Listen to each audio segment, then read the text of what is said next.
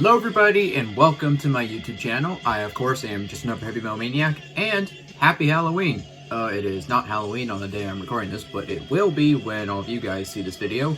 So with Halloween looming, I figured what better band to do a discography ranking for than King Diamond. Obviously pretty much the master of horror themed classic traditional heavy metal, obviously formerly of Merciful Fate, and well, still in Merciful Fate because I know they're still active, but whatever. Yeah, today I'm going to be going over all 12 of King Diamond's solo, I guess, I don't know, whether you want to call it a solo band or it's kind of its own band at this point, whatever you want to call it. I'm going to be going over all 12 of King Diamond's studio albums. We're not counting EPs, demos, compilations, any of that stuff. So, yeah, without further ado, enough of my ramblings, let's just get right into the rankings.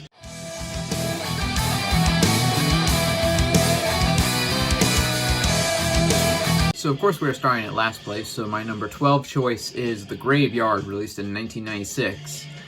Yeah, so this album is, I don't know, I kind of don't really find myself wanting to go back to this album, honestly.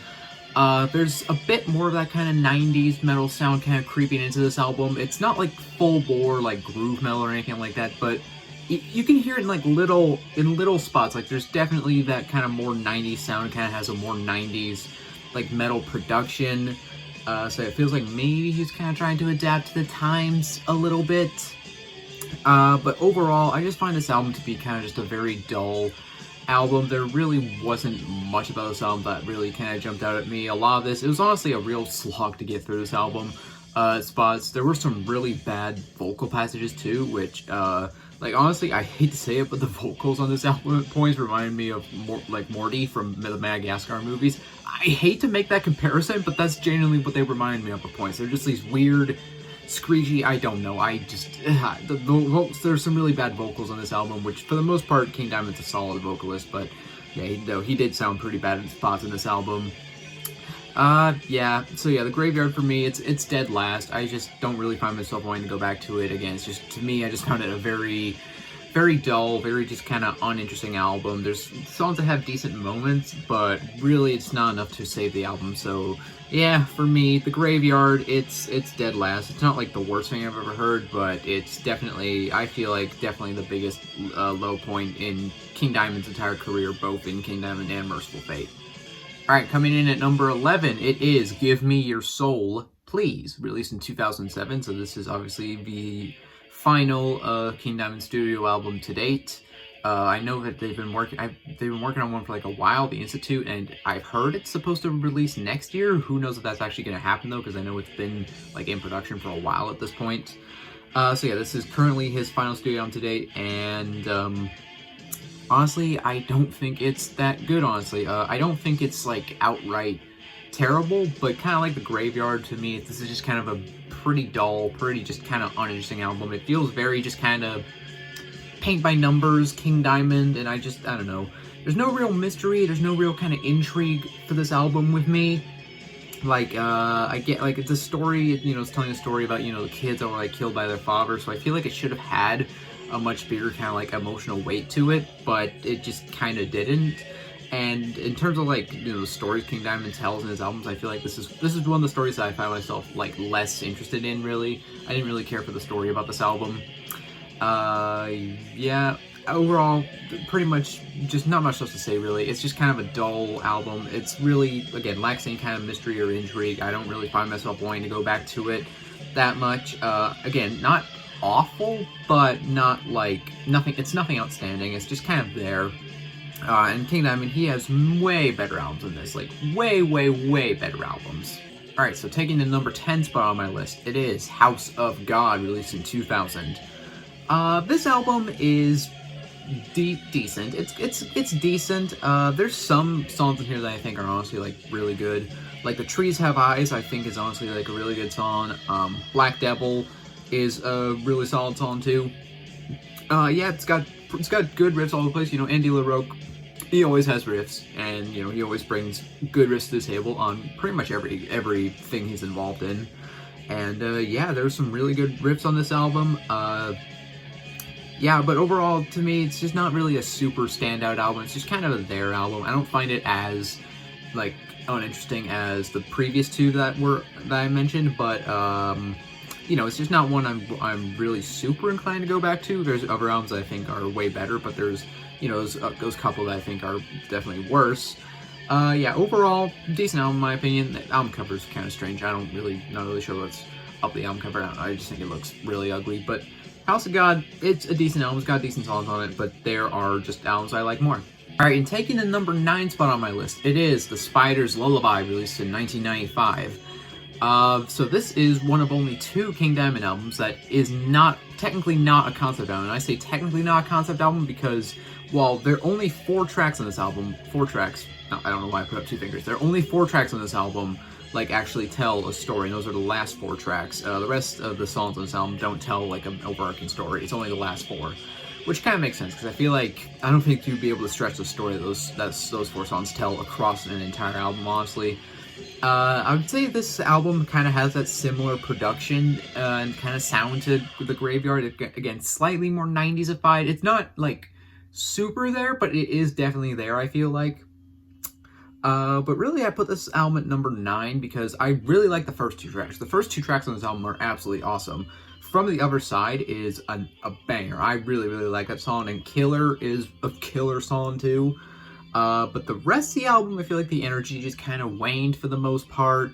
And the other songs have decent moments, but I really like the first 2 tracks, but the rest of the tracks on this album, I just kind of, they're serviceable. And again, the last 4 tracks, which are the only ones that tell the story on here, they're fine. I don't know. I don't find myself as super invested in this story either. Like I said, I feel like you would definitely have a very hard time trying to stretch the story of these 4 songs across an entire full-length album. So, Spider's Lullaby, it's a decent album. It's got, like, a couple really good songs on it, in my opinion. But there's other albums that are definitely stronger, which is why, for me, Spider's Lullaby lands at number 9. So, taking the number 8 spot on my list, it is Abigail II, The Revenge. Did Abigail really need a sequel? Probably not. I was very hesitant going into this album because usually sequels that are made like 15 years after the original are not that good. But this album is surprisingly decent. Like, I honestly enjoyed quite a few of the songs on this album. Like, Mansion in Sorrow is a banger. Miriam, I think, is a really good song. The Wheelchair is a really good song too. Yeah, so did Abigail really need a sequel? I don't think so. I feel like the story was pretty, I guess it was kind of open-ended, but I feel like the story on Abigail was a perfectly fine conclusion. I feel like that the air of, like, mystery kind of surrounding the story kind of added to the album, really. And this album, obviously, it pales in comparison to the original Abigail, but for a sequel that came out, almost 20 years after the original, it's honestly a pretty decent album, and I do like it. So, yeah, for me, Abigail 2, it lands at number 8. There's definitely albums that I like less, but there's definitely albums that, again, I like way more. Taking the number 7 spot on my list, it is The Puppet Master, released in 2003. Yeah, pretty much kind of the same thing as a couple of the other albums on my list here. I like this album. I think this is a pretty good album. It's got some really good songs on it. Like, I really like the title track. I think the title track's really good. Magic is a pretty cool song. Blood to Walk, I thought, was pretty good. Yeah, out of the kind of more, I say modern, this album is 21 years old at this point. I get out of the 21st century King Diamond output, I should say. This is my favorite. I would go back to this album. I honestly do. I do enjoy it. I think it's really good. I do like the production on it. It's, like, not super, like, modern or polished sounding, but I think it kind of just still has a bit more of that classic heavy metal sound that's really good. And honestly, I feel like that, I just really like the production on this album. King Diamond, great vocalist. I think he sounds really good on this album. And I found the story on this one actually more interesting than a lot of these other albums. So yeah, Puppet Master, definitely not my favorite. It's more middle of the road, but I do enjoy it, so that's why it lands at number 7. Alright, and taking the number 6 spot on my list, it is Voodoo, released in 1998. Yeah, this is a really solid album, in my opinion. I honestly do really enjoy this album. It's got some absolutely banging songs on it, like LOA House is a really great song. I really enjoy that song. Life After Death is a really good song too. Salem is pretty good. One Down, Two to Go. Yeah, I feel like this was kind of definitely a step in the right direction after the Graveyard Inspires Lullaby, which again I feel like they had a bit more of that kind of 90s metal sound that kind of crept into them. It wasn't like super present, but it was definitely there. This sounds a lot more like the stuff he did like in the 80s. Like this sounds a lot closer to like Abigail and like, you know, Fatal Portrait and all those early 80s albums that are fantastic. So yeah, I do enjoy this album. I don't like it as much as the more classic King Diamond material, but I do really enjoy this album. Love the album cover too. I don't know, I just think it's a really awesome, kind of cool, atmospheric album cover. Very kind of just ominous and foreboding. Great album cover. This King Diamond has some really awesome album covers that I think are really cool. But yeah, Voodoo, it's middle. It's, you know, kind of, it's dead in the middle. It's middle of the road for me, but it is a really enjoyable album. All right, and we are now entering the top 5. So my number 5 choice is Them, released in 1988. Yeah, this is a really, really solid album. Like, this is definitely one of his more classic records. I do like this album, and some of my favorite King Diamond songs are on this album. Like, Welcome Home is a fantastic song. It's one of the best King Diamond songs in my opinion. The Invisible Guests is a really awesome song too. Bye Bye Missy I thought was pretty good. A Broken Spell is really good. The Accusation Chair is awesome. Yeah, some of my favorite King Diamond riffs, or Andy LaRocque, I should say, are on this album. I do like the story of this album. I thought it was a pretty cool, kind of interesting story. I really like kind of the creepy vibe of this album, and like the more atmospheric sections and like the little interludes and stuff. I just do really like this album. Again, I found the story like pretty interesting. I thought it was kind of a weird, creepy, but really fascinating story. Almost kind of reminded me of like it almost felt kind of Stephen King-esque at points with some of the things that kind of happened. It reminds me of some like his more kind of like short stories, like the one about like the kid and like the cursed grandma. I don't remember what that story's called, but it reminds me of that one a little bit. But yeah, Them, really, really solid album. It is personally my least favorite of his like 80s material, but it is really, really solid, so that's why for me, Them, it lands at number 5. All right, taking the number 4 spot on my list, it is Fatal Portrait, released in 1986. So this is alongside Inspires Lullaby, the only King Diamond album that is not a concept album. These songs don't tell, you know, an overarching story, but they are just absolutely killer. I love the production on this album. It's just that great, you know, classic heavy metal sound, and I just think the sound of this album is absolutely awesome. And yeah, some of my favorite King Diamond songs are on this album, like The Candle is a great opener.